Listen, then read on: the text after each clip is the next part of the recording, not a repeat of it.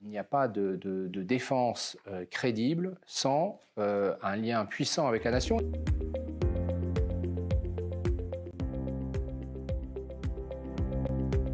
Je suis le général André Lanata, ancien chef d'état-major de l'armée de l'air et ancien commandant suprême allié pour la transformation de l'Alliance Atlantique.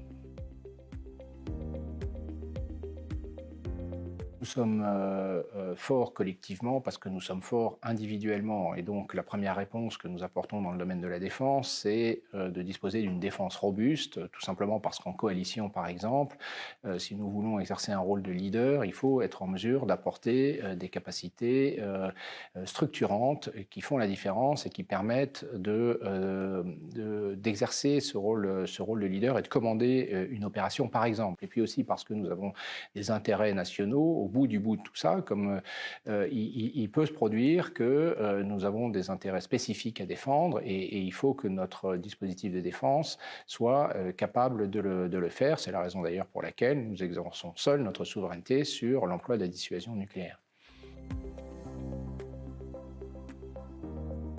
Je voudrais peut-être dire deux choses. Aujourd'hui, l'exercice de la souveraineté est confronté à de nouveaux défis dans le domaine de la défense, puisque, par exemple, la confrontation s'étend à de nouveaux domaines de confrontation. Je pense ici au domaine cybernétique, je pense au domaine de l'information, je pense au domaine spatial. Et évidemment, ça soulève de nouvelles questions pour l'exercice de notre souveraineté, étant donné que certains de nos adversaires exploitent la liberté et le certain anonymat dont ils disposent dans ces différents domaines pour contourner nos dispositifs de défense classiques. C'est la raison pour laquelle il faut prendre en compte évidemment l'exercice de la souveraineté et les moyens de se défendre dans ces nouveaux domaines.